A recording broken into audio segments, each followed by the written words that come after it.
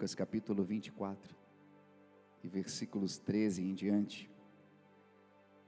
E eu quero me fazer breve. Nós temos a ceia do Senhor para ser ministrada.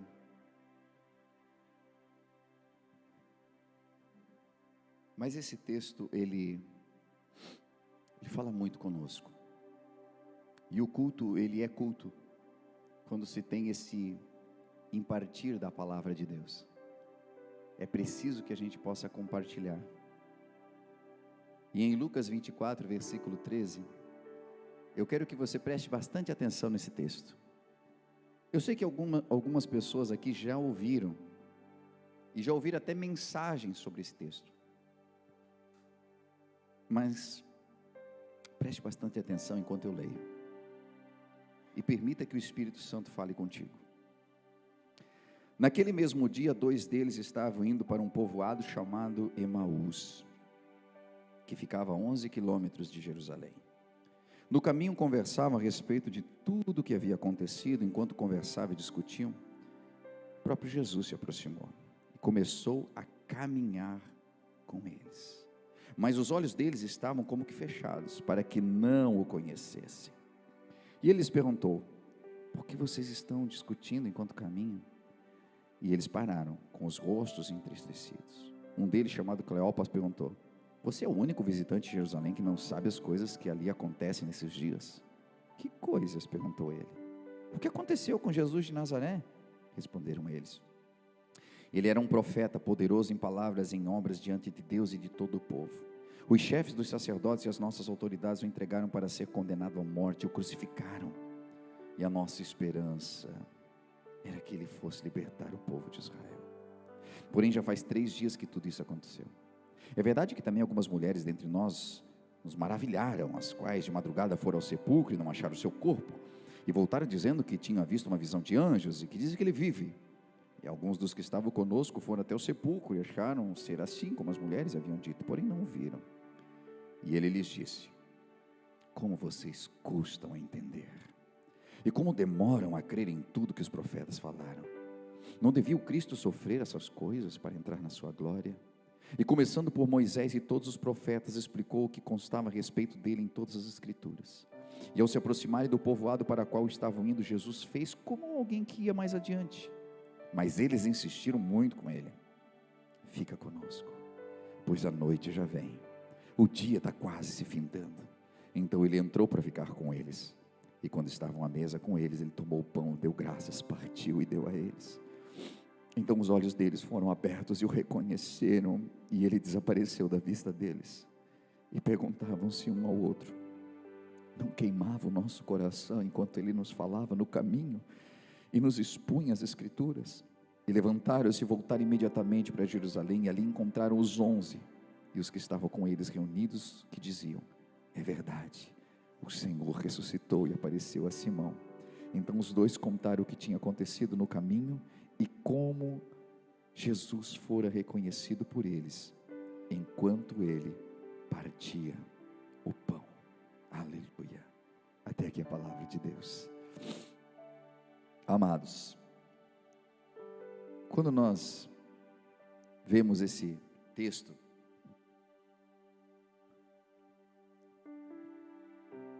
ele nos fala a respeito do domingo da ressurreição. Ele nos fala de que Jesus está vivo. Ele nos fala de que Jesus é reconhecido no momento do partir do pão. E nós estamos numa manhã de Santa Ceia. E é tão importante o que esse texto está trazendo para nós, que o que esses homens estavam passando é o que nós passamos. Eles caminharam com Jesus até alguns dias antes, mas a imagem que eles tinham era do Jesus crucificado. A imagem que estava na mente deles era daquele Jesus na cruz ainda.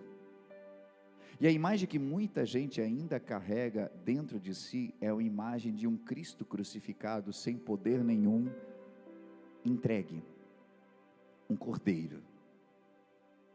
Essa é a imagem da mente de muitas pessoas, por isso que não conseguem entender de que Ele pode resolver os teus problemas, Ele pode mudar a tua história. A consciência da presença de Jesus estava perdida entre eles. Por isso que o próprio Cristo aproximou-se deles, andou com eles, e eles não conseguiam o reconhecer. Às vezes nós estamos tão cabisbaixos diante da situação que nós vivemos, que Jesus já encostou em nós, já andou conosco, já está falando conosco, mas nós não estamos entendendo Ele. É quando a tristeza embaça os teus olhos, é quando o teu foco está no problema e não na solução. É como o povo de Israel que estava olhando para o gigante Golias e não conseguia mais ver Deus, que era maior do que o gigante Golias. E então vem Davi e não se deixa levar por Golias, mas lembra que o nosso Deus é todo poderoso e Ele é grande em batalha, e de que aquele gigante já estava morto, só não sabia ainda, porque os olhos de Davi não estavam no problema, os olhos de Davi estavam na solução dos problemas.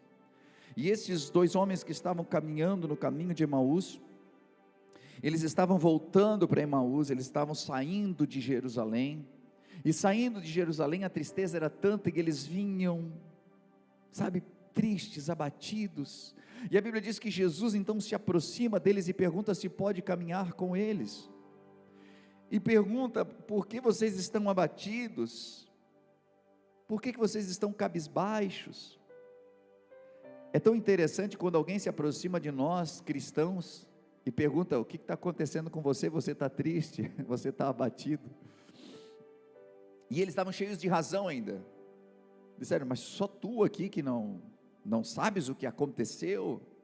Você não sabe o que nós sofremos? Como os chefes da nossa nação entregaram Jesus, que era um homem, aí olha só, já não era o nosso Deus, já não era o nosso mestre, era Jesus, um homem poderoso em palavras. É quando não acontece as coisas do jeito que a gente acha que tinha que acontecer, e daí Jesus vai perdendo o posto para nós. Jesus era o cara para eles, mas como foi levado para a cruz, não saiu da cruz, não venceu aos olhos deles. Agora ele já era, ele era um profeta poderoso em palavras, em ações, e nós achávamos que era ele que iria libertar Israel. Um dos grandes problemas é quando nós temos uma visão distorcida de quem Jesus é. Quem é Jesus para você? Para eles, Jesus era alguém que libertaria Israel do poderio romano. Roma estava com seu domínio estendido sobre Israel, estava comandando politicamente Israel, e eles não queriam isso. Então eles imaginavam que Jesus era o Messias, e também o era, mas eles imaginavam que esse Messias viria para ser um grande líder de um grande exército, e libertar o povo dessa opressão política, e eles não conseguiam ver quem Jesus de verdade era, e o que Jesus veio fazer. O grande problema em nós, é que às vezes a religião é exatamente isso para a gente. Nós achamos que eu vou vir para a igreja, então todos os meus problemas vão ser solucionados, é só alegria daqui para frente, e nós começamos a ter alguns conceitos a respeito de quem Jesus é. Jesus é aquele que eu dobro meus joelhos, peço e Ele vai me responder. É aquele que agora eu estou trabalhando na obra, não vai acontecer mais nenhum problema comigo. E nós começamos a idealizar um Jesus diferente. Não posso ter problemas na minha família, eu não posso isso, aquilo, porque agora eu estou imune, porque eu sigo a Jesus Cristo.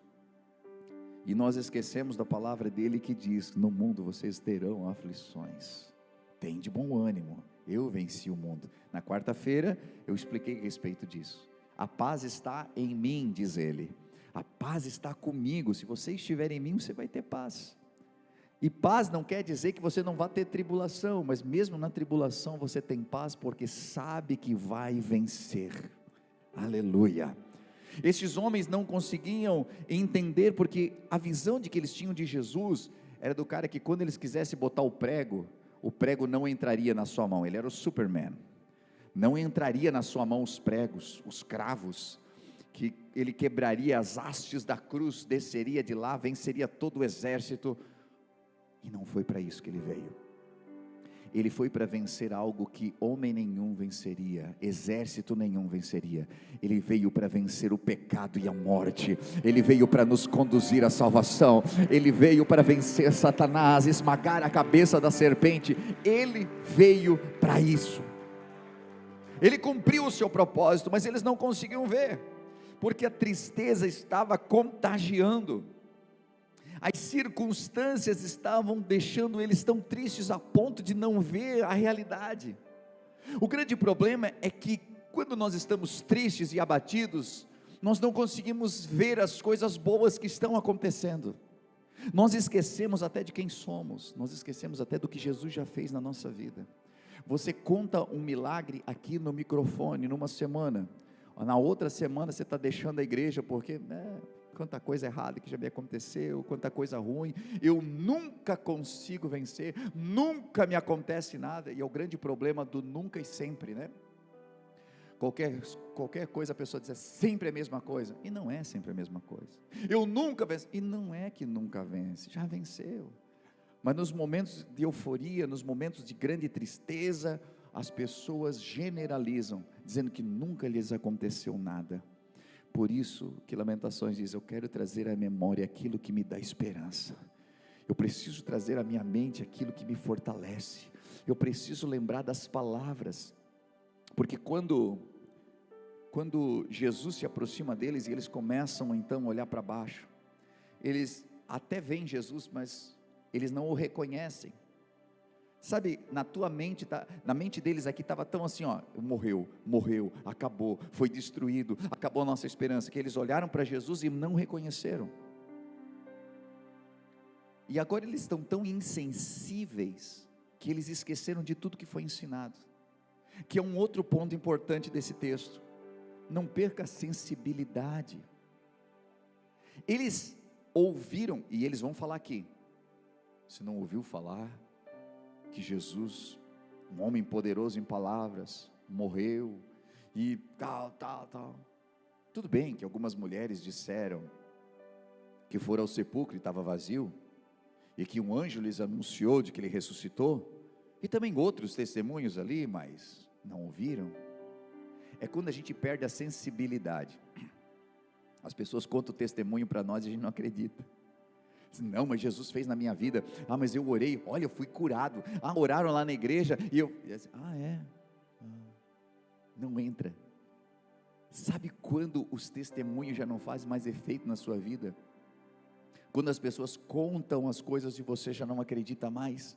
Eles estavam assim, eles não tinham a notícia, não, está lá morto, enterrado, não se mexeu a pedra, abriram a pedra lá para mexer em alguma coisa e estava lá o corpo ainda, não, o sepulcro já estava vazio, os anjos já tinham anunciado e eles ainda não conseguiram acreditar.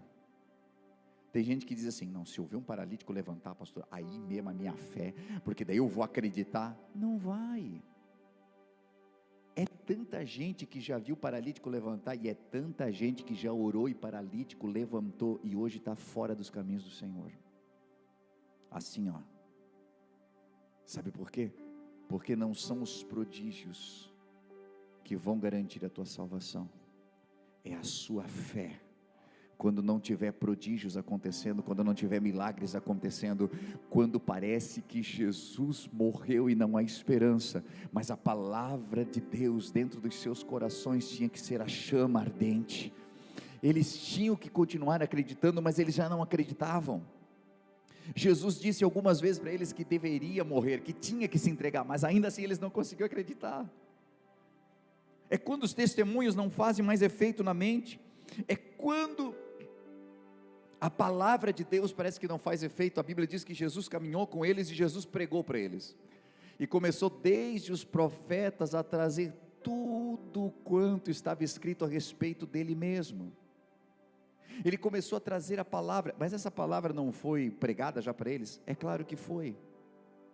E aqui entra mais uma coisa, às vezes a tristeza não deixa você levar a palavra para sua casa. Nós pregamos, nós ensinamos, nós mostramos o caminho, nós estamos trazendo uma palavra para você sair do culto e levar para a sua vida, mas às vezes o foco está tanto no problema, que você não consegue nem entender o porquê daquele problema, porque às vezes o problema que você tem é na verdade uma grande oportunidade que Deus está dando para você, para evoluir, para crescer e para alcançar algo grande. Mas quando eu esqueço da palavra, quando eu não entendo a palavra, eu entro na igreja achando que as coisas têm que ser do meu jeito. Eu entro na igreja pensando, hoje se o profeta não levantar e vir até aqui, botar a mão na minha cabeça e me entregar uma mensagem, não existe Deus. Hoje se não cantar tal hino, é porque Deus não quer mais nada comigo. As pessoas fazem tanto tipo de propósito besta. Gente, não, porque se não for lida a palavra, porque se não for o pastor pregando, que se não for tal coisa, que se isso, que se aquilo. Gente, se Deus usou um grande peixe para a sua obra, se Deus usou uma mula para falar, se Deus usou uma sarça, se Deus usou até coisas inanimadas, animais, enfim, para falar com o homem, Deus usa quem Ele quer da maneira que Ele quer. Deus sempre vai ter os seus meios de falar conosco. Deus usa uma criança se for necessário, mas às vezes Deus fala de uma maneira tão simples, que é simplesmente na leitura de uma palavra, dizendo que 2 discípulos estavam voltando para casa desanimados, porque eles queriam que fosse de um jeito e a coisa foi de outro. Eles queriam que Jesus quebrasse a cruz no meio e acabasse com Roma, mas Jesus naquele momento estava esmagando a cabeça da serpente. Cuidado, porque às vezes você está achando que Deus não está fazendo nada, e Ele já está resolvendo os teus problemas, Ele já está agindo. Não é pelo fato de você não estar vendo que Ele não está fazendo. Ele trabalha no silêncio, Ele trabalha no oculto, Ele está trabalhando enquanto você não está vendo. E às vezes nós estamos fazendo o caminho de volta para Emaús, nós estamos voltando para casa, e Emaús às vezes é o local de um dia nós saímos. Aqueles homens estavam em Emaús, mas um dia eles deixaram Emaús e começaram a andar por Jerusalém, pela Palestina, por todos os lugares, seguindo o mestre. Mas agora parece que o mestre morreu, agora parece que o sentido acabou, então nada mais nos resta a não ser voltar para Emaús, assim como Pedro volta para o seu barco, e as pessoas começam a voltar para o seu estado original. Cuidado, não volte para o seu estado original, aquele estado sem fé, aquele estado que você estava, em que não acreditava em mais nada, em que nada fazia sentido para a sua vida, por conta de uma decepção, porque Deus não respondeu do jeito que você queria que fosse respondido. Cuidado com isso. Eles estão voltando, eles estão cegos da dor, eles estão tocados por toda a tristeza. Eles tinham um ideal, eles achavam que Jesus ia fazer do jeito deles, e não foi do jeito deles. Então eles perderam o entusiasmo, até mesmo pela palavra. Mas olha como tem poder a palavra de Deus em ação. E obviamente que não era qualquer pessoa pregando para eles, era o próprio Jesus falando com eles. Eles estão tristes, estão olhando para baixo, não reconhecem Jesus ainda, não conseguem entender ainda tudo o que aconteceu, mas eles estão ouvindo, eles estão no caminho com Jesus. É tão lindo isso, porque por mais que eles pegaram um caminho contrário agora, Jesus ama tanto, que Jesus entra num caminho saindo de Jerusalém, para salvar aqueles 2. Jesus nos ama tanto, que às vezes Ele promove cultos especiais, às vezes Ele promove de que alguém nos chame para um culto especial, e isso é a maneira de Jesus entrar num caminho que é totalmente nosso, e endireitando os nossos caminhos para levar uma palavra para nós. Jesus entra no caminho de Emaús e começa a falar pelos profetas, começa a falar através dos livros que estavam escritos lá na Torá, e Ele começa a trazer tudo para eles de uma maneira que o coração deles fica aquecido. E aí eles tomam uma decisão. Olha que decisão linda. Fica conosco. Fica com a gente. O que eu estou sentindo aqui é muito bom, eu quero que tu fique conosco. Desde o começo desse culto nós temos sentido uma presença de Deus tão gostosa aqui. E algumas pessoas já disseram, fica comigo, Senhor. Na minha casa não tem essa paz, mas eu quero que tu fique comigo, eu quero levar essa paz comigo, Senhor. Eu quero levar essa alegria comigo, eu quero levar para o meu trabalho, eu quero levar para a minha semana. Fica comigo, Senhor. E esses homens tomaram essa decisão e disseram: fica conosco. Já se faz tarde, a noite vem chegando. E então Jesus, ele é convidado e ele entra. Entenda que a palavra diz: eis que estou à porta e bato. Se alguém ouvir a minha voz e abrir a porta. Satanás não respeita a porta, ele entra até pela janela. A Bíblia diz: o salteador, ele entra pela janela, né? Mas Jesus não. Aquela palavra foi uma carta escrita para as igrejas: eis que estou à porta e bato. Ele não está à porta e bate de qualquer pessoa, ele está à porta batendo no seu coração.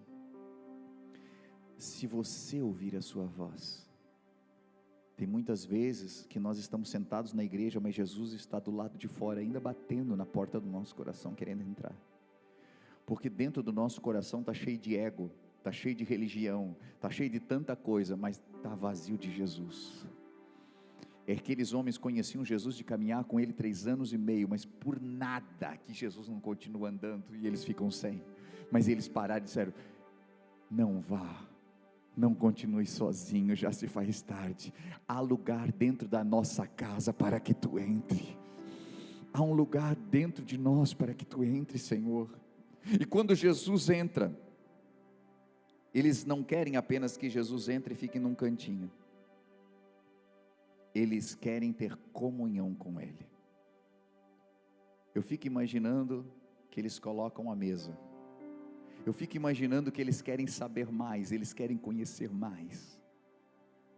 E agora Jesus toma uma iniciativa.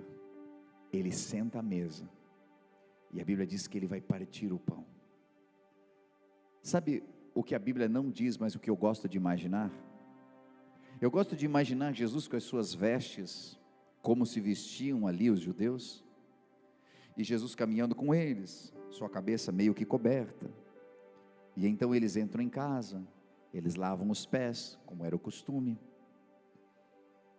e Jesus naquele momento é servido por eles, mas quando ele chega à mesa, e ele se assenta, eu imagino que Jesus estende as suas mãos assim, a orla dos seus vestidos cai, ele pega aquele pão que está diante dele, e quando ele levanta aquele pão e ele começa: Pai, eu te dou graças por esse pão. Aqueles homens olham um furo que atravessa a sua mão, olham um outro lado, um furo que atravessa as suas mãos, e então entre o pão e aquelas mãos furadas, eles olham aquele rosto inconfundível de Jesus, e eles entendem: é o Mestre que entrou na nossa casa.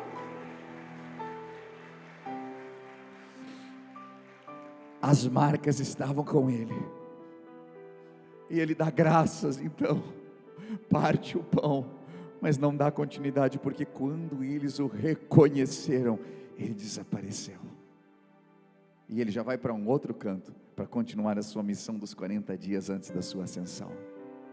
Mas eu finalizo aqui, essa breve palavra, que aqueles homens, ao terem um contato com a mesa, quando eles têm um contato com a comunhão, os seus olhos então se abrem. Muitas vezes está nos faltando comunhão, muitas vezes nós estamos fugindo da comunhão, nós fugimos da ceia do Senhor, principalmente quando acontece algum problema. A pessoa diz: não vou nem no culto de ceia, não vou porque não estou pronto para cear.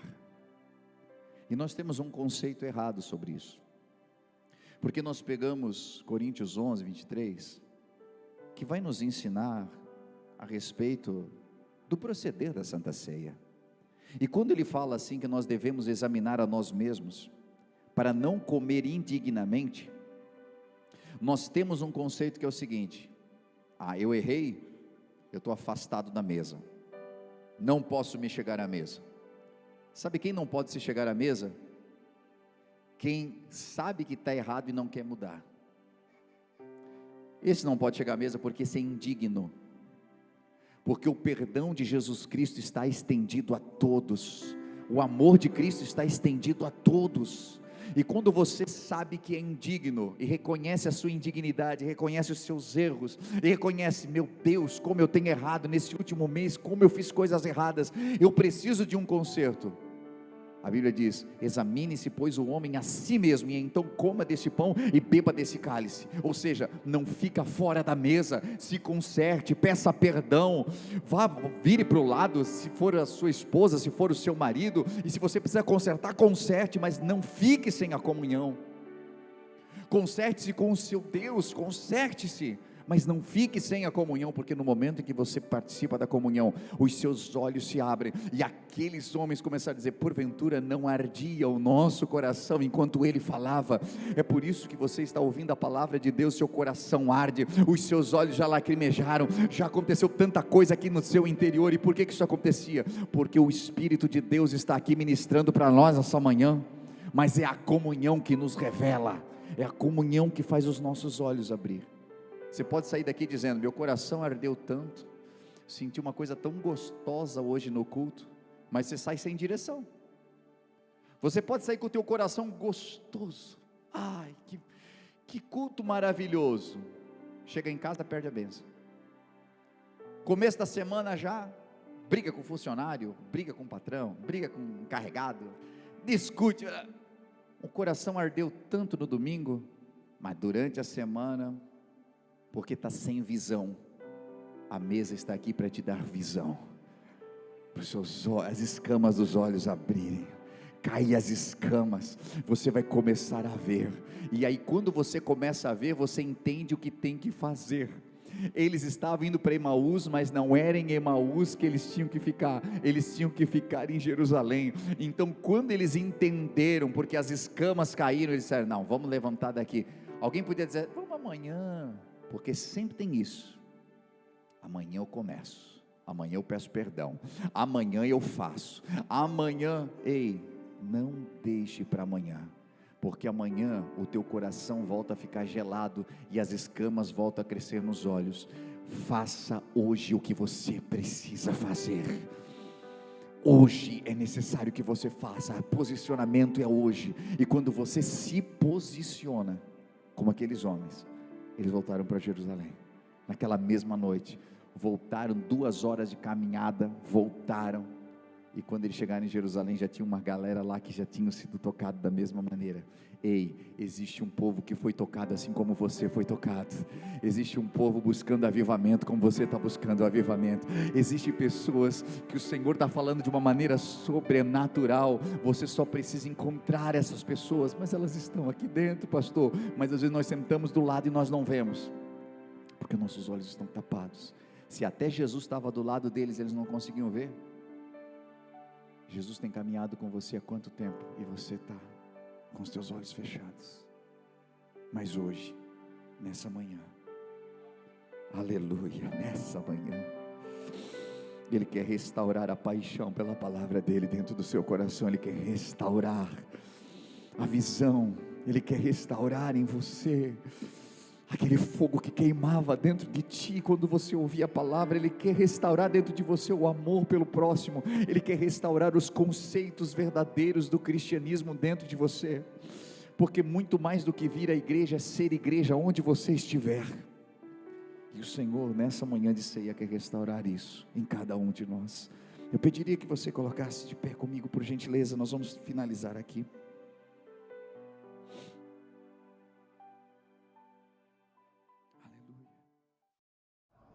Você deve ter ouvido uma mensagem top nesse momento.